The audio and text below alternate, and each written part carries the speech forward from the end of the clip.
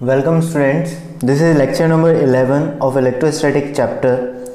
आज के लेक्चर में हम बात करेंगे electric field due to cylindrical wire cylinder की वजह से और रिंग की वजह से अगर कोई फ्लक्स पास हो रहा है। तो शुरू करते हैं आज का लेक्चर। तो सबसे पहला टॉपिक हमारा है electric field due two cylinder. तो देखिए फ्रेंड्स, यहाँ पर आज के लेक्चर में हमारे पास एक होलो सिलेंडर है। होलो सिलेंडर पर जो चार्ज हमें कुछ पर्टिकुलर चार्ज, होलो सिलेंडर है, इन्फिनिटी लेंथ का ऑलमोस्ट दिया हुआ है। तो इस पर हमें इलेक्ट्रिक फील्ड निकालना है। अब इलेक्ट्रिक फील्ड इसमें आउटसाइड वाले पोर्शन में निकालेंगे, सरफेस पर निकालेंगे और एक इनसाइड निकालेंगे। ठीक है, तो मैं यहाँ पे लीनियर चार्ज डेंसिटी ही कंसीडर करके चल रहा हूँ कि अगर आप इसकी जगह लीनियर चार्ज डेंसिटी की जगह सरफेस चार्ज डेंसिटी भी कंसीडर कर सकते हैं। तो यहाँ पर दोस्तों अब हम क्या करेंगे, यहाँ पर हम जो इन्फिनिटी लेंथ जो सिलेंड्रिकल फॉर्म में सिलेंडर दिया हुआ है होलो सिलेंडर, उसके लिए हम लैम्डा लीनियर चार्ज डेंसिटी के इसके वायर की लेंथ पर कितना चार्ज डिस्ट्रीब्यूटेड है, इसकी थिकनेस को हम कम कंसिडर कर सकते हैं। या आप इसको बोल सकते हो कि एक वायर है, इस वायर होलो वायर तरीके से दिया हुआ है, उस होलो वायर के आउटसाइड, सरफेस पर और इनसाइड हम निकालना चाह रहे हैं। तो मैं यहाँ पर चार्ज डेंसिटी जो कंसीडर कर रहा हूँ वो चार्ज डेंसिटी में लेकर चल रहा हूँ, यहाँ पर लैम्डा लीनियर चार्ज डेंसिटी लेकर चल रहा हूँ। तो अगर मुझे आउटसाइड किसी पॉइंट पर इलेक्ट्रिक फील्ड निकालना है, तो अगर कोई आउटसाइड वाला पॉइंट दिया हुआ है, ये आउटसाइड अगर कोई पॉइंट गिवन है, इस पॉइंट पर इलेक्ट्रिक फील्ड अगर मुझे निकालना है तो हमें एक यहाँ पर गाउसियन सरफेस ड्रॉ करनी पड़ेगी। इस तरीके से गाउसियन सरफेस हम यहाँ पर ड्रॉ करेंगे। जब हम एक गाउसियन सरफेस ड्रॉ कर रहे हैं यहाँ पर, ठीक है, तो ये इस तरीके से। अब यहाँ पर इसकी रेडियस अगर हमने r कंसीडर कर ली है, तो इस गाउसियन सरफेस का कुछ एरिया वगैरह भी यहाँ पर वही सिचुएशन आ जाएगी कि इलेक्ट्रिक फील्ड, अब इलेक्ट्रिक फील्ड की डायरेक्शन अगर मैं देखूँगा तो इलेक्ट्रिक फील्ड इसमें इस डायरेक्शन में आएगी। और यहाँ पर इस गाउसियन सरफेस का अगर एरिया देखा जाए तो वो गाउसियन सरफेस का एरिया भी इस डायरेक्शन में आएगा। तो इस सिचुएशन में यहाँ पर देखो तीन, यहाँ पर अगेन जो है तीन यहाँ पर सरफेसेस हैं। एक S1 सरफेस हो जाएगी, एक S2 सरफेस हो जाएगी और एक ये S3 सरफेस हो जाएगी। तो S1 के लिए तो अगर हम बात करें तो S1 के लिए यहाँ पर एरिया वेक्टर जो है ये ऊपर की डायरेक्शन में है, यहाँ पर एरिया वेक्टर ये इस तरह से नीचे की डायरेक्शन में, और इलेक्ट्रिक फील्ड जो होगा यहाँ पर भी आउटवर्ड और इस तरफ भी इलेक्ट्रिक फील्ड आउटवर्ड। अब बेसिकली यहाँ पर S1 में इलेक्ट्रिक फील्ड और एरिया वेक्टर दोनों 90 डिग्री के एंगल पर दिए हैं। यहाँ पर S3 जो है उसमें E और D है, दोनों सेम एंगल में, सेम डायरेक्शन में दिए हुए हैं। और A और S2 पर E और A दोनों सेम 90 डिग्री के एंगल पर दिए हुए हैं। तो हम यहाँ पर लिख सकते हैं कि S1 पर तो इलेक्ट्रिक फील्ड परपेंडिकुलर है DA के, S2 में भी इलेक्ट्रिक फील्ड परपेंडिकुलर है DA के। ठीक है, इसी तरीके से S3 में जो इलेक्ट्रिक फील्ड है वो पैरेलल है किसके, DA के। अब यहाँ पर अगर हम क्या लिखेंगे, हम यहाँ पर गाउस लॉ का यूज़ करेंगे। तो गाउस लॉ बेसिकली क्या बताता है, अकॉर्डिंग टू गाउस लॉ अगर मैं यूज़ करता हूँ तो अकॉर्डिंग टू गाउस लॉ यहाँ पर हो जाएगा phi equals to Q in divided by epsilon not, वही पुरानी चीज़। अब फाई यहाँ तीन तरह की सरफेस है, तो phi 1 phi 2 plus phi 3 equals to Q in. अब क्यू इन की हम बात करें अगर, तो क्यू इन टोटल चार्ज। अब देखो यहाँ पर इसके अंदर टोटल चार्ज जो लेंगे इस, तो यहाँ से यहाँ तक की जो ये लेंथ है ये हम मान के चल लेते हैं कि ये कितनी लेंथ में हमने गाउसियन सरफेस बनाई है सिलेंड्रिकल वाली L शेप में। तो मैं लिखूंगा लैम्डा इंटू L और ये हो जाएगा epsilon not, lambda L divided by epsilon not. हमारे पास ये सिचुएशन आ जाएगी। अब हमें फाई 1 फाई 2 और फाई 3 के लिए वैल्यू पुट करनी है। तो यहाँ पर हमारे पास फाई 1 फाई 2 फाई 3 तीन जो फ्लक्स है वो तीन सरफेसेस से, इसलिए यहाँ पर phi 1 plus phi 2 plus phi 3 लिया है equals to lambda L divided by epsilon naught. इन सबको फाई को हम E डॉट DA की टर्म्स में लिखेंगे तो फाई 1 हो जाएगा E dot DA S1 plus E dot DA S2 plus E dot DA S3 equals to lambda L epsilon not. तो ये तीनों टर्म्स इक्वल्स टू कितना हो जाएगा, lambda L divided by epsilon not. अब यहाँ पर ये E डॉट DA और E डॉट DA जो है इस सिचुएशन में ये इसकी वैल्यू 0 होगी। 0 क्यों होगी, क्योंकि 0 इसलिए है क्योंकि दोनों के बीच में जो एंगल आ रहा है S1 और S2 के लिए यहाँ पर अगर हम देखें तो S1 और S2, ये S1 और S2 सरफेस में E और DA के बीच में एंगल 90 डिग्री है, तो cos 90 की वैल्यू 0, तो इस वजह से cos 90 की वैल्यू 0 हो जाती है, तो यहाँ पर ये 0 हो गया और ये DA थीटा। अब इसको अगर मैं आगे सोल्व करूँगा तो ये बन जाएगा E.DA और यहाँ लैम्डा L डिवाइडेड बाय, अब क्योंकि ये इंटीग्रेशन ऑफ DA है मतलब टोटल एरिया, तो E इंटीग्रेशन एरिया, तो ये सरफेस एरिया हो जाएगा, curve surface area of Gaussian surface, तो ये बन जाएगा 2 पाई r इंटू एल और lambda L divided by epsilon not, तो लैम्डा से L से L कैंसिल आउट हो गया, तो अगर इसको आगे हम जब सॉल्व करते हैं तो ये बनेगा E 2 pi r equals to lambda epsilon not. ठीक है, तो E की जो वैल्यू होगी वो हो जाएगा lambda divided by 2 pi epsilon into r. अब यहाँ पर या तो आप इसको इस तरीके से छोड़ सकते हैं या इसको आप चाहें तो थोड़ा सा सिंप्लीफाई करोगे तो 2 lambda divided by 4 pi epsilon और आर, तो इसको लिखा जा सकता है 2 के लैम्डा डिवाइडेड बाई आर। अब आपको थोड़ा सा ये जाना पहचाना सा लग रहा होगा क्योंकि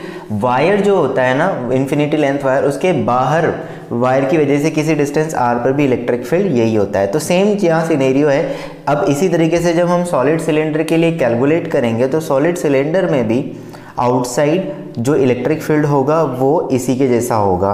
तो यहाँ पर अगर मैं ग्राफ ड्रॉ करूँ तो r और E के बीच का, तो यहाँ से पोर्शन में आउटसाइड जो होगा तो आउटसाइड इलेक्ट्रिक फील्ड कुछ इस तरीके का बनेगा। इनसाइड भी अभी देखते हैं क्या होने वाला है, तो ये तो हो गया आउटसाइड इलेक्ट्रिक फील्ड। अब सरफेस पे अगर देखें तो सरफेस पे इलेक्ट्रिक फील्ड कैसे निकालेंगे, देखो उसे, देखिए स्टूडेंट, यहाँ पर अब सरफेस पर अगर हम इलेक्ट्रिक फील्ड निकालना चाहते हैं तो सरफेस पर ही हमें एक गाउसियन सरफेस बनानी पड़ेगी जस्ट इस सिलेंडर के जस्ट बाहर। तो जस्ट बाहर अगर हम इस तरह से एक गाउसियन सरफेस अगर ड्रॉ करते हैं, इसके जस्ट बाहर अगर मैं एक गाउसियन सरफेस ड्रॉ करूं तो ये यहाँ पर गाउसियन सरफेस अगर ड्रॉ हमने करी इस तरीके से, तो इसकी लेंथ हम कंसीडर कर लेंगे कि L इसकी लेंथ हो जाएगी और ये इसकी रेडियस R इसकी रेडियस हो जाएगी। तो ये यहाँ पर अब वापस से वही सिचुएशन हमारे पास आ जाती है कि भाई गाउस लॉ का यूज़ करते हैं हम, तो हमें पता है कि ऊपर से तो कुछ होगा नहीं, तो एक ही सरफेस है, तो मैं डायरेक्ट अब लिख रहा हूँ E.DA। ये कौन सी सरफेस की वजह से पास होगा, सिर्फ इस सरफेस से ही पास होगा, तो इलेक्ट्रिक फील्ड इस वाली सरफेस से ही लेंगे हम। तो यहाँ पर मैं ले लेता हूँ Qn divided by epsilon not. अब E, अब एरिया जो होगा DA और Qn एप्सिलॉन नॉट। अब एरिया यहाँ पर क्या लेंगे, एरिया, क्योंकि गाउसियन सरफेस सिलेंडर की सरफेस के जस्ट बराबर ही है, ऑलमोस्ट एक सेम ही रेडियस की है, तो इसको लेंगे 2 pi capital R into L। L ये लेंथ है ना सिलेंडर की, कर्व सरफेस का सरफेस एरिया क्या होता है 2 pi R into L। Q इन तो lambda L divided by epsilon not, L से L कैंसिल आउट हो गया, तो E की जो वैल्यू हो जाएगी वो कितनी हो जाएगी, lambda divided by 2 pi epsilon naught और R। तो इसको और अगर पूरा सिंप्लीफाई अगर मैं करता हूँ तो इसको थोड़ा और सिंप्लीफाई करके 2 से मल्टीप्लाई करोगे तो ये बन जाएगा E is equals to 2K lambda divided by R। तो इस तरीके से भी ये लिखा जा सकता है। नेक्स्ट इसमें बात आती है, तो ये हमने सरफेस पे निकाल लिया, ठीक है। अगली बात हम करते हैं इनसाइड। अगर इनसाइड की बात करें तो इनसाइड का भी इलेक्ट्रिक फील्ड निकालना आसान है। देखो मैं यहाँ पर इनसाइड के लिए लिखता हूँ। अगर हम इनसाइड इलेक्ट्रिक फील्ड की बात करें तो इनसाइड वाली सिचुएशन में कुछ ऐसा कुछ होगा कि ये अगर सिलेंडर दिया हुआ है ना, ये इस तरीके से दिया हुआ है, हमारे पास इन्फिनिटी लेंथ तक का है और इसमें हमें इनसाइड किसी डिस्टेंस पर, तो ये एक्सेस इसकी सिलेंडर की इससे r डिस्टेंस पर, तो r डिस्टेंस पर अगर मैं एक सिलेंडर कंसीडर गाउसियन सरफेस की फॉर्म में अगर मैं एक सिलेंडर बनाता हूँ इनसाइड, तो इस सिचुएशन में यहाँ पर जो चार्ज होगा, इस गाउसियन सरफेस के अंदर कोई चार्ज नहीं है, इस गाउसियन सरफेस के अंदर कोई भी चार्ज नहीं है। तो गाउसियन सरफेस के अंदर अगर कोई चार्ज नहीं है तो इलेक्ट्रिक फील्ड कैसे निकल सकता है, तो ये यहाँ पर, तो ये इस तरीके से कर लेते हैं। तो अब देखो कितना किस तरीके से आएगा, अगेन यहाँ पर वैसे तो मैं अगर लिखूंगा तो DA इस तरीके से और Qn divided by epsilon not. अब एक छोटी सी चीज़ जो यहाँ पर सीधी सी है कि इसके चार्ज जो सारा का सारा जो चार्ज है वो तो सरफेस पर है और होलो सिलेंडर है ये, तो इसके अंदर कोई चार्ज ही नहीं होगा, तो E इक्वल्स टू कितना हो जाएगा 0, क्योंकि बेसिकली Q इनसाइड भी 0 हो जाएगा। तो हमारे पास जो चीज़ें पता चली वो क्या है कि आउटसाइड जो इलेक्ट्रिक फील्ड होगा किसी डिस्टेंस पर, हाँ जो ये R ले रहे हैं ना वो सिलेंडर की एक्सेस से कंसिडर कर रहे हैं, ये चीज़ ध्यान रखना। ये अगर सिलेंडर है तो इस सिलेंडर के एक्सिस से हम ये डिस्टेंस ले रहे हैं R ये वाली और ये अंदर वाली, तो आउटसाइड जो होगा वो होगा 2k lambda divided by small r। Surface की अगर हम बात करें तो सरफेस पर अगर हम लिखें तो ये होगा 2k lambda divided by capital R, और अगर इनसाइड बात करें तो इनसाइड कितना हो जाएगा 0। तो इसका मैं ओवरऑल एक ग्राफ ड्रॉ कर देता हूँ, तो ये कैसा बनेगा देखो, यहाँ पर R equals to capital R मतलब ये सरफेस, तो 0 से लेकर कैपिटल R तक तो इनसाइड वाला पोर्शन, तो सरफेस पर जो बात करते हैं तो ये होता है 2k lambda divided by R।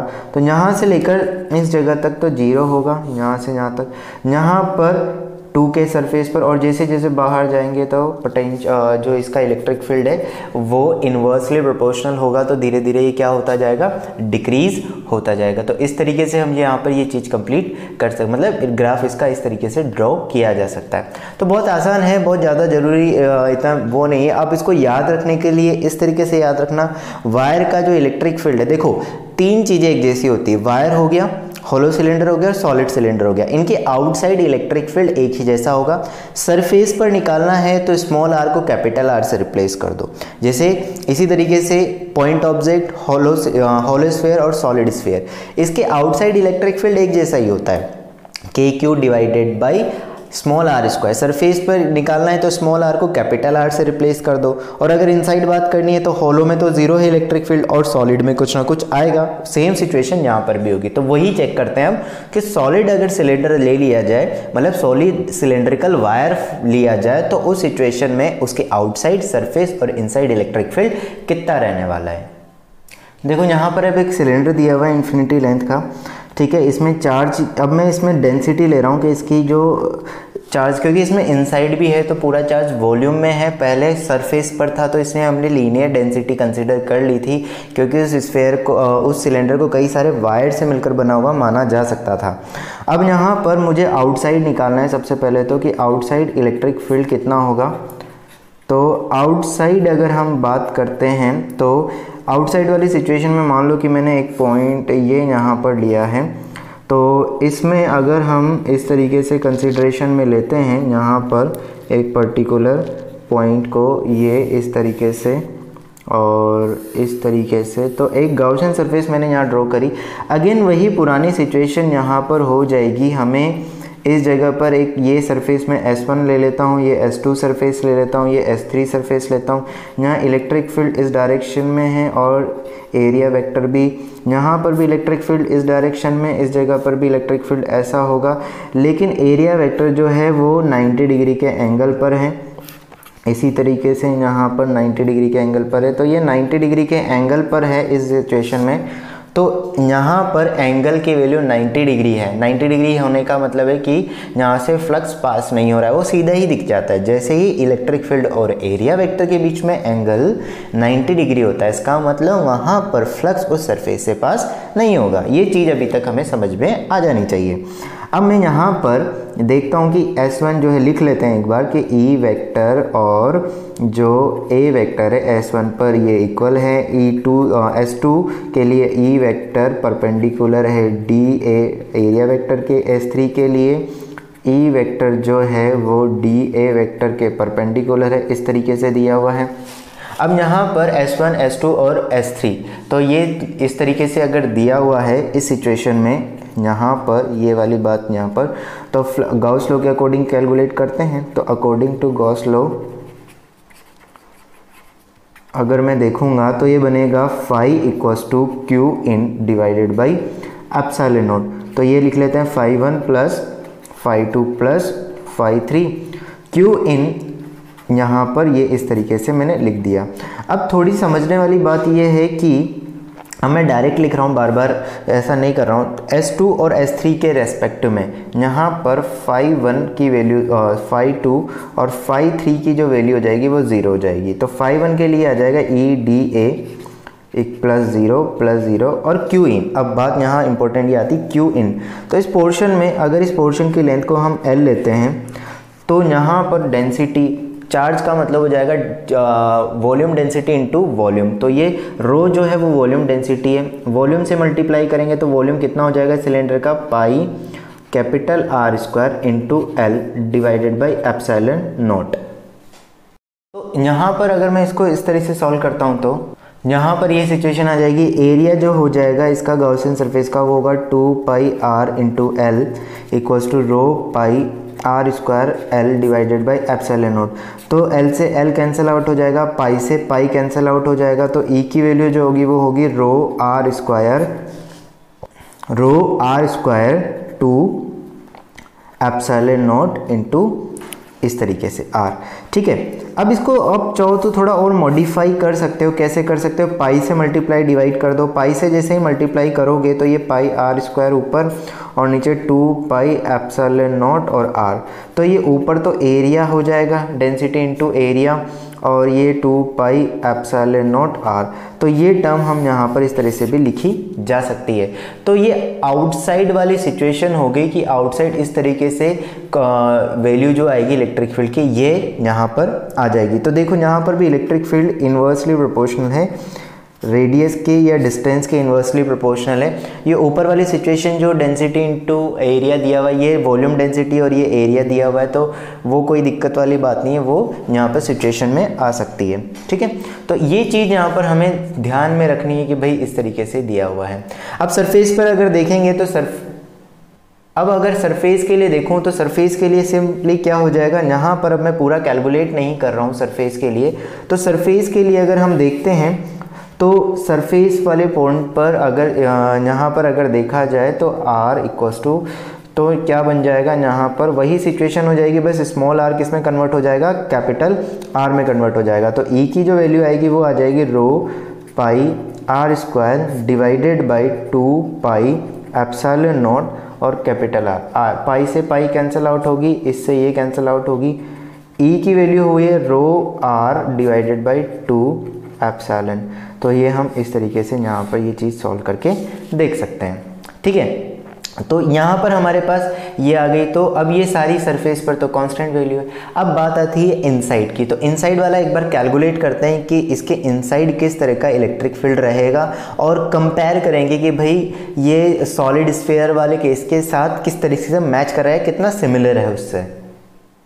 देखिए यहाँ पर अगर हमारे पास यहाँ पर इनसाइड वाली बात कर रहा हूँ तो मैंने इस सिलेंडर, सॉलिड सिलेंडर के इनसाइड ही r डिस्टेंस पर हमें इलेक्ट्रिक फील्ड निकालना है। तो मैंने यहाँ पर r डिस्टेंस को, एक्सिस से r डिस्टेंस की रेडियस लेते हुए r रेडियस का एक गॉसियन सिलेंडर, गॉसियन सरफेस का सिलेंड्रिकल फॉर्म में ले लिया है। अब यहाँ पर भी वापस वही 3 सरफेसेस होंगी, इनमें से एक सरफेस से इलेक्ट्रिक फील्ड जो होगा वो पास हो रहा होगा, है ना। ये S1 सरफेस ले लेते हैं, ये S2 सरफेस और ये S3 सरफेस। तो यहाँ पर DA बाकी से इलेक्ट्रिक फील्ड पास नहीं होगा, है ना, तो फ्लक्स की वैल्यू 0 हो जाएगी। तो हमें यहाँ पर सीधा सीधा दिखाई दे रहा है कि φ1 जो है वो यहाँ पर φ1 की जो वैल्यू है ये इस तरफ, तो φ1 की वैल्यू जो है यहाँ पर φ2 और φ3 की वैल्यू यहाँ पर 0 होगी फॉर ऑब्वियस रीजंस कि E जो है परपेंडिकुलर है E DA के। एंड फॉर S1 के लिए क्या है, E पैरेलल है किसके, DA के। तो E DA के साथ अगर पैरेलल दिया हुआ है, E जो है वो DA के साथ अगर पैरेलल दिया हुआ है, तो इस सिचुएशन में यहाँ पर अगर पैरेलल दिया हुआ है तो इस सिचुएशन में क्या होगा, अगर मैं फ्लक्स की टोटल वैल्यू लिखता हूँ तो नेट फ्लक्स गॉस लॉ के अकॉर्डिंग टू गॉस लॉ अगर हम यहाँ पर लेते हैं तो गॉस लॉ के अकॉर्डिंग अगर हम बात करें तो φ1 डिवाइडेड बाई एप्सिलॉन नॉट यहाँ पर हो जाएगा। तो φ1 प्लस φ2 प्लस φ3 इक्वल्स टू हमारे पास आ जाएगा Qin divided by epsilon not. Length इसकी हम मान के चल रहे हैं कि इस पोर्शन की जो लेंथ हमने ली है वो L लेंथ ली है। तो φ1 की जो वैल्यू हो जाएगी वो तो हो जाएगी EDA प्लस 0 और Qin की इसकी वैल्यू जो हो जाएगी वो हमारे पास आ जाएगी pi R square, pi small R square. अब देखो टोटल नहीं लूँगा मैं यहाँ पर, तो rho pi small R square into L. क्योंकि देखो ये तो होगी वॉल्यूम डेंसिटी इनटू वॉल्यूम। जब भी वॉल्यूम डेंसिटी दी जाती है, वॉल्यूम डेंसिटी का मतलब क्या होता है या वॉल्यूम चार्ज डिस्ट्रीब्यूशन का मतलब क्या होता है, अगर चार्ज को एक वॉल्यूम में डिस्ट्रीब्यूट किया गया या total charge divided by total volume करते हैं तो उसको वॉल्यूम डेंसिटी बोल देते हैं। तो हमारे पास रो है, तो इसको चार्ज निकालने के लिए इस पोर्शन में जो ये रेड कलर का सिलेंडर हमने बनाया है, इसमें चार्ज निकालने के लिए हमें डेंसिटी इनटू वॉल्यूम करना पड़ेगा डिवाइडेड बाय एप्सिलॉन नॉट। तो कितना हो जाएगा E D A. D A जो इलेक्ट्रिक एरिया यहाँ पर है, तो बेसिकली ये एरिया हो जाएगा 2 पाई आर इंटू एल, और ये rho pi R square L divided by epsilon not. तो ये एल से एल कैंसिल, आर से आर कैंसिल, पाई से पाई भी कैंसिल। तो ई की जो वैल्यू होगी वो कितनी होगी, rho R divided by 2 epsilon. ठीक है, अब देखो ये थोड़ा सा सिमिलर सा लगेगा। अगर आपको याद हो तो सॉलिड स्फीयर के अंदर जब हमने इलेक्ट्रिक फील्ड लिखा था तो उसमें भी ऐसी एक फॉर्म आई थी, रो आर डिवाइडेड बाई 3 एप्सिलॉन। यहाँ पर क्या है, रो आर डिवाइडेड बाई 2 एप्सिलॉन, और यहाँ पर इलेक्ट्रिक फील्ड लीनियरली वेरी कर रहा है सेंटर से। आर की वैल्यू अगर 0 कर दोगे तो सेंटर वाले मतलब एक्सेस पर हो जाएगी, तो एक्सेस पर इलेक्ट्रिक फील्ड 0 होगा, और जैसे जैसे एक्सेस से हम सरफेस की तरफ बढ़ेंगे तो इलेक्ट्रिक फील्ड की वैल्यू बढ़ती जाएगी। सरफेस से बाहर जाओगे तो इलेक्ट्रिक फील्ड की वैल्यू अगेन क्या होती जाएगी, 0 होती जाएगी। तो ये यहाँ पर ऐसी सिचुएशन यहाँ पर ये रहने वाली, तो E डायरेक्टली प्रोपोर्शनल हो जाएगा R के। ठीक है, अब इससे रिलेटेड अगर एक ग्राफ ड्रॉ करते हैं, ओवरऑल ग्राफ ड्रॉ करते हैं, तो कैसा आता है वो ग्राफ देखो। अब इस ग्राफ में हमें पता है कि भाई आउटसाइड, एक छोटा सा सिनेरियो ले लेते हैं। आउटसाइड कितना आ रहा था हमारे पास, इलेक्ट्रिक फील्ड अगर मैंने आउटसाइड देखा तो rho A divided by 2 pi epsilon naught R, है ना, यानी कि आर के इन्वर्सली प्रोपोर्शनल है आउटसाइड। तो सरफेस पर अगर हम बात करें, ई सरफेस का कितना हो जाएगा, rho R divided by 2 epsilon naught, और ई इन की बात करें तो ई इन आएगा rho small are divided by 2 epsilon naught, यानी कि ई डायरेक्टली प्रोपोर्शनल है आर के। ठीक, अब यहाँ पर अगर मैं इससे ग्राफ ड्रॉ करता हूँ तो ग्राफ कैसा बनेगा, इस ग्राफ की अगर हम बात करें तो ये ई आर और 0, तो ये small are divided by capital r इस सिचुएशन में, तो यहाँ पर इस तरीके से हो जाएगा। तो यहाँ से लेकर यहाँ तक की अगर डिस्टेंस की बात करते हैं तो 0 से लेकर small r equals to capital r जब हो जाता है तो 0 से यहाँ तक सरफेस तक तो लीनियरली इंक्रीज हो रहा है। ठीक है, उसके बाहर ये डिक्रीज होगा। तो देखो आपको अगर थोड़ा सा ध्यान हो तो सॉलिड स्फीयर के लिए जब हमने ग्राफ ड्रॉ किया था तो उसमें भी शेप ऑलमोस्ट ऐसी ही आई थी। अगर पॉजिटिव चार्ज अंदर भरा हुआ है तो ऐसा ही आएगा, और नेगेटिव आएगा तो जस्ट आपको नीचे की तरफ बना देना है इसे, और कुछ नहीं करना है। तो ये चीज़ हमने देखी कि भाई अगर ग्राफ हमारे पास अगर सॉलिड सिलेंडर दिया है या हॉलो सिलेंडर दिया है तो दोनों टाइप के सिलेंडर के लिए हमने इलेक्ट्रिक फील्ड की वैल्यू कैलकुलेट करिए किस तरीके से यहाँ पर हो सकती है। अब इसमें और भी सिनेरियो हो सकते हैं, अलग अलग टाइप के बन सकते हैं। अब मैं इसी से बेस्ड एक क्वेश्चन लेते हैं और उससे तुम्हें थोड़ा सा क्लियर होगा कि हम एक्चुअली गाउस लॉ का किस हिसाब से यूज़ कर सकते हैं, किस तरीके से उसको डिफ़िकल्ट क्वेश्चंस को सॉल्व करने के लिए हम यूज़ कर सकते हैं। तो एक क्वेश्चन लेते हैं। देखो एक सिलेंडर दिया हुआ है, इन्फिनिटी लेंथ का ही है ऑलमोस्ट। तो इस सिलेंडर की वजह से हमें ये इसकी एक्सेस है। अब ये सिलेंडर किस तरह का है, इसकी इनर सरफेस जो है वो R1 है, और इनर सरफेस की रेडियस R1 है और आउटर रेडियस कैपिटल R2 दी हुई है। चार्ज डेंसिटी जो इसमें रो है ये भी वॉल्यूम डेंसिटी है। एक्सेस से स्मॉल r डिस्टेंस पर एक पॉइंट है बाहर की तरफ, वहाँ पर हमें इलेक्ट्रिक फील्ड निकालना है। तो हमें बताना है कि इलेक्ट्रिक फील्ड कितना होगा। तो वापस से इलेक्ट्रिक फील्ड निकालने का वही तरीका हो जाएगा, गाउसियन सरफेस बनाएंगे। तो क्या प्रॉपर तरीका क्या है, वही गाउसियन सरफेस बनाओ और phi equals to Q in divided by epsilon not करो। तो एक बार ट्राई करते हैं, तुम भी वीडियो पॉज करो, एक बार ट्राई करो, फिर देखो। चलो आओ तो देखते हैं कि किस तरह से हमने किया, चेक करना कि कितने लोगों का सही है, किस तरह या कितने लोगों ने इसी तरीके से ड्रॉ किया था। तो यहाँ पर अगर मैं जब गाउसियन सरफेस ड्रॉ करता हूँ तो ये कुछ इस तरीके की गाउसियन सरफेस बनने वाली है।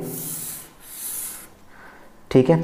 तो ये गाउसियन सरफेस यहाँ पर बनने वाली है। अब बात आती है कि अगर इसकी इस सिचुएशन में हम बात करते हैं तो ये गाउसियन सरफेस यहाँ पर है, तो ये वाली जो सरफेस है, अब न्यूमेरिकल करते टाइम पे आपको बार बार ये चीज़ नहीं लिखनी है। अगर आप सब्जेक्टिव क्वेश्चन कर रहे हो तो उस वजह से तो आप लिख सकते हो, लेकिन ऑब्जेक्टिव में जैसे ये S1 सरफेस, ये S2 सरफेस, ये S3 सरफेस, S1 के लिए तो इलेक्ट्रिक फील्ड इस डायरेक्शन में और DA भी इस डायरेक्शन में, और DA S2 के लिए इस डायरेक्शन में और इसके लिए इस डायरेक्शन में। तो ये दो सिचुएशन यहाँ पर हमारे पास बन जाती है S1 और S2 के रिगार्डिंग। अब बात आती है कि भाई मैं डायरेक्ट, क्योंकि मुझे पता लग रहा है कि यहाँ S2 से कोई इलेक्ट्रिक फील्ड पास नहीं हो रहा है S3 से, तो मैं लिख देता हूँ कि φ2 एंड φ3 की जो वैल्यू है वो 0 होने वाली है। ठीक है, तो अब मैं इलेक्ट्रिक फील्ड अगर गाउस लॉ के अकॉर्डिंग हम लिखते हैं तो हमारे पास आएगा phi equals to Q inside divided by epsilon not. Phi की वैल्यू को क्या लिख सकते हैं, EDA और Q इनसाइड। अब Q इनसाइड है डेंसिटी इनटू वॉल्यूम।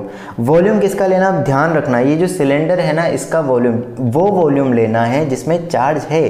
तो पूरा वॉल्यूम अंदर से तो खाली है, कहाँ से कहाँ तक है इसका वॉल्यूम, R1 से लेकर R2 तक। तो एरिया इनटू लेंथ लेंगे, तो लेंथ यहाँ पर हम कंसिडर कर रहे हैं L, तो एरिया कितना हो जाएगा, एरिया हो जाएगा pi capital R2 square minus pi R1 square, ठीक है, और इनटू L, ये इसका एरिया हो जाएगा। डेंसिटी ये क्या हो जाएगा, area into length divided by epsilon not. तो ये यहाँ पर ये सिचुएशन आ जाएगी।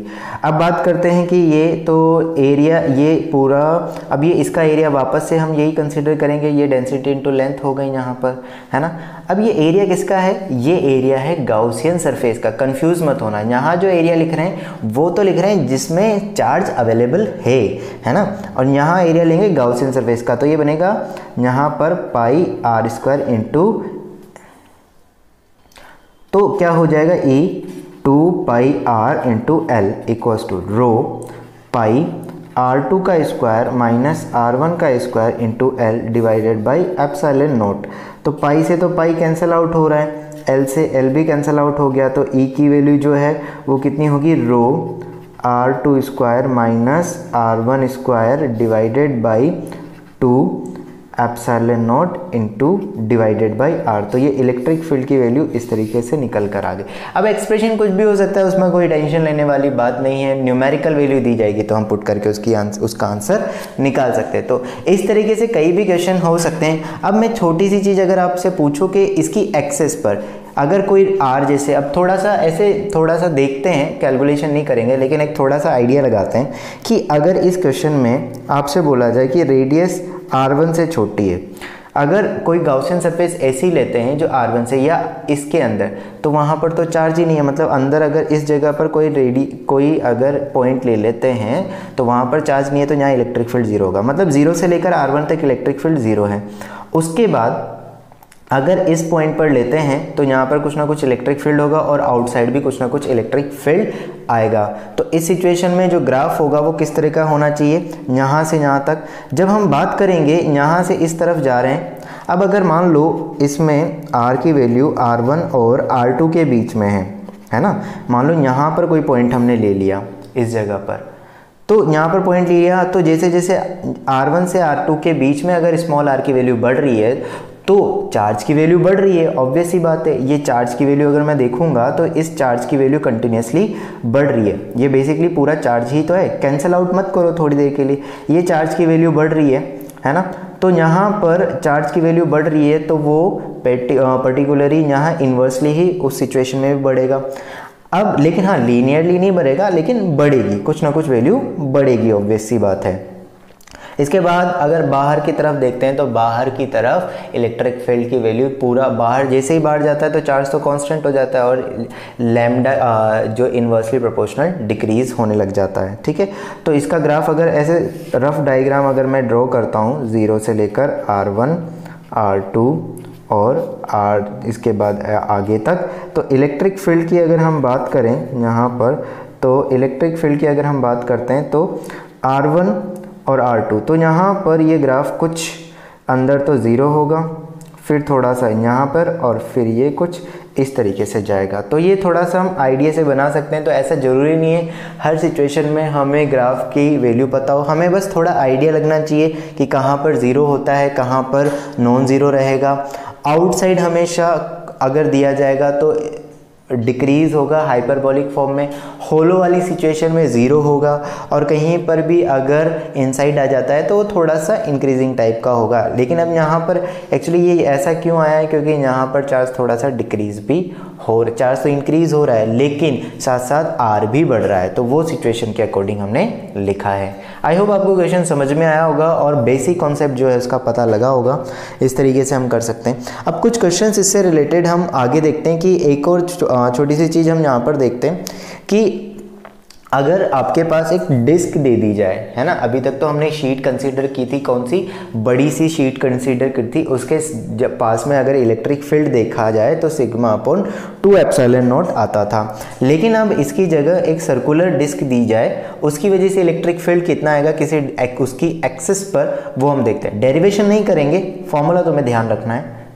तो देखिए अगर कोई डिस्क दी हुई है जिसकी रेडियस r है, इसकी चार्ज डेंसिटी जो है सरफेस चार्ज डेंसिटी सिग्मा दी हुई है, इसके सेंटर से x डिस्टेंस पर, एक्सिस पर, इस डिस्क की एक्सिस का मतलब क्या होता है, उसके सेंटर से पास होने वाली एक्सिस, सेंटर से पास होने वाली और प्लेन के परपेंडिकुलर। तो ये एक एक्सिस दी हुई है, x डिस्टेंस पर हमें कोई पॉइंट दिया है a पॉइंट, वहाँ पर मुझे इलेक्ट्रिक फील्ड की वैल्यू निकालनी है।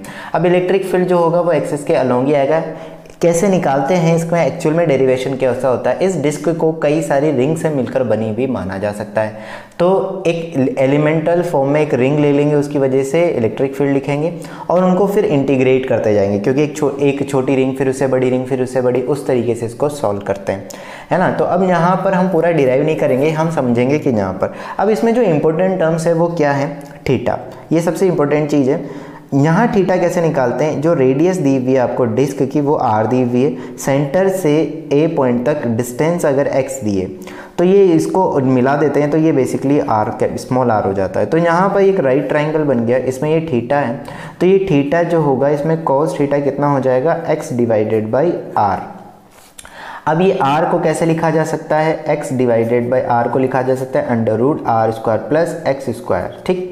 तो इलेक्ट्रिक फील्ड a पॉइंट पर जो होता है वो होता है sigma upon 2 epsilon not 1 minus cos theta, ठीक है। ये चीज़ यहाँ पर निकल कर आती है, ये आपको बहुत अच्छे से ध्यान रखना है। इससे मैं इन्फिनिटी शीट वाला फॉर्मूला भी डिराइव कर सकता हूँ। कैसे डिराइव कर सकता हूँ, देखो इन्फिनिटी शीट, ये चीज़ आपको समझ में आई। अगर इससे रिलेटेड मैं क्वेश्चन आपको बताऊँ, सबसे पहले तो मान लो आपको दिया है कुछ ऐसी शीट दी हुई है और इससे r डिस्टेंस और ये r रेडियस यहाँ दिया है, सिग्मा इसके लिए दिया है a पॉइंट। तो अब a इलेक्ट्रिक फील्ड यहाँ पर दिया है, तो sigma upon 2 epsilon not 1 minus, अब यहाँ पर अगर मैं इसको मिलाऊंगा तो ये एंगल थीटा कुछ ना कुछ आएगा। अब cos थीटा मैं यहाँ से क्या लिख सकता हूँ, cos थीटा ये बेसिकली 90, ये होगा √2r, इस तरीके से आ जाएगा, है ना। ये अगर राइट एंगल ट्राइंगल दिया है तो ये इसका हाइपोटेनियस हो गया, तो बेस डिवाइडेड बाई √2r, ये चीज़ यहाँ पर आ जाएगी। तो यहाँ cos थीटा की वैल्यू मैं रख दूंगा, ये वैल्यू, इसको जब सॉल्व करेंगे तो ऐसी सिचुएशन यहाँ पर बन जाएगी, सिग्मा अपॉन 2 एप्सिलॉन नॉट और √2 माइनस और ये √2, तो ये इस तरीके से हमारे पास ये वैल्यू आ जाएगी। तो a पॉइंट पर जो इलेक्ट्रिक फील्ड है, a पॉइंट पर जो इलेक्ट्रिक फील्ड है वो हो जाएगा सिग्मा अपॉन 2 एप्सिलॉन √2 माइनस 1 और डिवाइडेड बाय √2। तो इस तरीके से क्वेश्चन अगर दिया जाता है तो उसको सॉल्व कर सकते हैं। ये मैं इसलिए बता रहा हूँ क्योंकि कई बार अगर आ जाए तो उसको हम निकाल सकते हैं, ठीक है, इस तरीके से। अब इसका एक केस लेके मैं बताता हूँ। अगर मान लो इससे मैं इन्फिनिटी शीट भी को भी डिराइव कर सकता हूँ। कैसे, किसी भी शीट को इन्फिनिटी कब बोलते हैं, जब जो ये एक्स है वो रेडियस के कंपैरेटिवली काफ़ी छोटी हो। तो अगर इन्फिनिटी कैसे बनता है, मतलब ये डिस्क दी हुई है और ये बिल्कुल क्लोज यहाँ पर कोई x दिया हुआ और ये रेडियस r है। इस सिचुएशन में इलेक्ट्रिक फील्ड कितना बन जाता है, sigma upon 2 epsilon not 1 minus cos. अब कॉस थीटा ये होता है फॉर्मूला, इसको थोड़ा मैं सिंप्लीफाई करूंगा तो ये बनेगा sigma upon 2 epsilon not 1 minus cos theta. Cos theta का मतलब हो जाएगा x divided by under root r square plus x square. अब यहाँ पर x की वैल्यू काफ़ी कम है तो इसको हम कैसे लिख सकते हैं, x ऑलमोस्ट नेग्लेक्ट किया जा सकता है तो e की जो वैल्यू हो जाएगी वो कितना हो जाएगा सिग्मा अपॉन 2 एप्सिलॉन नॉट। ठीक है, यहाँ पर x की वैल्यू नेग्लिजिबल है तो इसके रेस्पेक्ट में जब आप नेग्लेक्ट करोगे तो r प्लस एक्स स्क्वायर को r लिख सकते हैं, फिर x डिवाइडेड बाई r को ऑलमोस्ट नेग्लेक्ट कर ही सकते हैं तो यहाँ पर हमारे पास ये चीज़ निकल कर आ जाती है। तो इस तरीके से भी हम ये वैल्यू निकाल सकते हैं। ठीक है, तो ये चीज़ यहाँ पर हमारे पास इलेक्ट्रिक फील्ड के रिगार्डिंग आती है कि अगर कोई डिस्क दी हुई है तो उससे किसी एक्सेस पर किसी पॉइंट पर इलेक्ट्रिक फील्ड कैसे निकाला जा सकता है। अब एक और छोटी सी चीज़ देखते हैं कि अगर कोई पॉइंट चार्ज किसी रिंग के या किसी डिस्क के एक्सिस पर रखा हुआ हो, कोई पॉइंट चार्ज किसी डिस्क या रिंग की एक्सिस पर रखा है तो उस रिंग पर और डिस्क के पर कोई चार्ज नहीं है और उसकी एक्सेस पर, इन दोनों में से किसी की भी एक्सेस पर अगर कोई भी चार्ज रखा है तो उस चार्ज की वजह से जो फ्लक्स होगा से जो इलेक्ट्रिक फील्ड लाइन निकलेगी वो कितनी इलेक्ट्रिक फील्ड लाइन, तो वो कुछ इलेक्ट्रिक फील्ड लाइन रिंग से भी निकलेगी और डिस्क से भी निकलेगी, तो कितनी इलेक्ट्रिक फील्ड लाइन निकल सकती है वो चीज़ देखते हैं। देखो अब यहाँ पर एक ये इस तरह से सर्कुलर फॉर्मेशन दी है, ये रिंग भी हो सकती है, ठीक है, या एक डिस्क भी हो सकती है, इस पर कोई चार्ज नहीं है और यहाँ पर एक क्यू चार्ज है। तो इससे इलेक्ट्रिक फील्ड लाइन इस तरह से पास हो रही है और अंदर से भी कुछ ना कुछ इलेक्ट्रिक फील्ड लाइन यहाँ से पास हो रही होगी अलग अलग, तो इससे जो इधर भी जारी होगी ऑब्वियस सी बात है, लेकिन हमें बताना है कि इस चार्ज की वजह से जो इलेक्ट्रिक फील्ड लाइन है उन इलेक्ट्रिक फील्ड लाइन की वजह से ये वाले पोर्शन से कितना फ्लक्स पास हुआ होगा इस रिंग्स के अंदर, रिंग से या इस डिस्क के एरिया से कितना फ्लक्स पास हुआ होगा। तो उसका भी मैं फॉर्मूला डायरेक्ट लिख रहा हूँ। तो बेसिकली अब ये एक्चुअली फॉर्मूला कैसे आता है वो अभी अगर मैं बता दूंगा लेकिन उससे कन्फ्यूज़न ज़्यादा क्रिएट हो जाएगा, तो अब ये ध्यान रखना। ठीक है, मैं क्वेश्चन फॉर्मूला लिख देता हूँ, उसके बाद मैं बताता हूँ आपको एक्चुअल में किस तरह से बनता है। तो अगर हम फ्लक्स की बात करें तो ये सिंपल सा हो जाएगा Q डिवाइडेड बाई 2 एप्सिलॉन और 1 माइनस कॉस थीटा।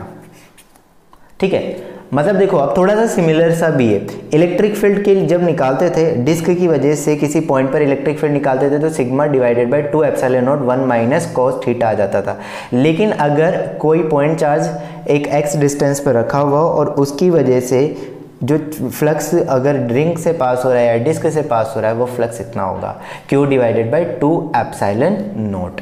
ठीक है, अब तुम चाहो तो इसको क्या लिख सकते हो, ये हमारे पास फॉर्मूला हो जाएगा, इसका ध्यान रखना ये इंपॉर्टेंट है। कॉस थीटा तुम्हें पता है किस तरह से निकालना है। मैं इसको थोड़ा सिंप्लीफाई करके लिखूंगा तो ऐसे लिख सकते हैं, ये लिया 1 minus cos theta divided by 2। ठीक है, इस तरह से, यानी कि अब देखो अगर मैं इसको थोड़ा मैं अच्छे से समझाता हूँ तुम्हें कि एक्चुअल में क्या चीज़ है। ये चीज़ तो इंपॉर्टेंट ही चाहिए, तुम्हें ध्यान रखनी है किस तरह से। अब एक्चुअल में क्या होता है कि जैसे मान लो कि एक ये स्फेयर है, इस स्फेयर के यहाँ से मान लो इस यहाँ सेंटर पे कोई चार्ज रखा है तो टोटल फ्लक्स जो हमारे पास आता है वो होता है Q divided by epsilon not. ये फॉर श्योर हमें पता है कि ये चीज़ होती है। अब इसकी किसी पोर्शन की बात कर लेते हैं, मान लो कि इस छोटे से पोर्शन की बात करते हैं। ठीक है, इससे हमें फ्लक्स कितना होगा ये निकालना इस कर्व एरिया से। अब इस कर्व एरिया को अगर मैं इस तरह से थोड़ा सा ड्रॉ कर देता हूँ, एक सर्कल यहाँ पर ड्रॉ कर देता हूँ, तो वही चीज़ यहाँ पर है ना। अब ये एंगल अगर हमारे पास यहाँ पर ये वाला एंगल थीटा बन जाता है, तो ये एंगल अगर थीटा बन जाता है तो इस सिचुएशन में अब ये पूरा एंगल कितना बन रहा है, सर्कल का कोई भी डिस्क होती है तो डिस्क का जो स्फेयर होता है, स्फेयर का टोटल वॉल्यूम क्या होता है, टोटल एरिया जो एंगल बनता है, कोई भी स्फेयर जो सेंटर पर एंगल सब्सटेंड करता है वो होता है सॉलिड एंगल, और सॉलिड एंगल टोटल होता है 4 पाई। ठीक है, तो 4 पाई टोटल सॉलिड एंगल होता है और सर्कल का टोटल सॉलिड एंगल कितना सर्कल का एंगल कितना होता है 2 पाई, मतलब जस्ट डबल सा होता है। तो यहाँ पर भी हम क्या करते हैं, वही सिनेरियो लेते हैं, जितना एरिया, मान लो कि इस एरिया से मुझे बताना है कि इस कर्व एरिया से मुझे कितना फ्लक्स पास हो रहा होगा वो मुझे निकालना है। ठीक है, तो मैं ऐसे तो लिख सकता कि या तो मुझे एरिया पता होना चाहिए तो वो एरिया के हिसाब से मैं डिवाइड कर सकता हूँ। अब मुझे एरिया नहीं पता है तो मैं एंगल के हिसाब से डिवाइड कर दूंगा। ठीक है, तो उस हिसाब से हम यहाँ पर जब निकालते हैं तो हम क्या करते हैं, इस पर्टिकुलर पोर्शन के लिए एक फैक्टर आ जाता है, वो होता है 1 minus cos theta divided by 2। ये थीटा क्या है, ये जो भी कौन शेप दिख रही है उसकी ये वाला पोर्शन है थीटा, ठीक है। तो आपको अगर ये याद नहीं रहता है तो आप सिर्फ ये ध्यान रखना कि इस तरीके से होगा। इसमें भी अगर ये इस तरह से रिंग दी हुई है, यहाँ पर ये पोर्शन है, यहाँ पर ये वाला पोर्शन है, यहाँ चार्ज रखा हुआ है, तो अगर आप इस तरीके से करोगे तो एक कर्व सरफेस अगर मैं यहाँ ड्रॉ कर देता हूँ, ये कर्व सरफेस अगर ड्रॉ करता हूँ तो ये तो हो गई तुम्हारे पास कर्व सरफेस और ये हो गई फ्लैट सरफेस। तो जो इलेक्ट्रिक फील्ड इससे पास होगा, जो फ्लक्स इस फ्लैट सरफेस से पास होगा, वही फ्लक्स इस कर्व सरफेस से भी पास होगा। तो यहाँ पर उसी कर्व सरफेस या उस सर्कुलर एरिया से पास होने वाला फ्लक्स हमने यहाँ पर ये लिखा। ये कई बार काम भी आ जाता है, तो ये आपको पता भी होना चाहिए, ठीक है। आई होप आपको ये पूरा लेक्चर आज का समझ में आया होगा। और नेक्स्ट लेक्चर जो होगा उसमें हम एक जो टॉपिक करने वाले हैं वो कैविटी से रिलेटेड कुछ क्वेश्चंस करेंगे कि किसी कोई भी सॉलिड ऑब्जेक्ट, जैसे सॉलिड सिलेंडर है और सॉलिड स्फेयर है, उसके बीच में अगर कैविटी आ जाए तो उसमें इलेक्ट्रिक फील्ड की वैल्यू, उस कैविटी के अंदर इलेक्ट्रिक फील्ड की वैल्यू क्या हो जाती है। और दो अगर प्लेट्स दी जाएं, पॉजिटिव नेगेटिव प्लेट्स अगर दी जाए, उनके बीच में कोई चार्ज अगर मोशन कर रहा है तो उस मोशन की वजह से कि क्या इक्वेशन होगी, वो कितना डेविएट होगा, कितना डेविएट नहीं होगा। तो इस वीडियो को देखने के लिए थैंक यू वेरी मच।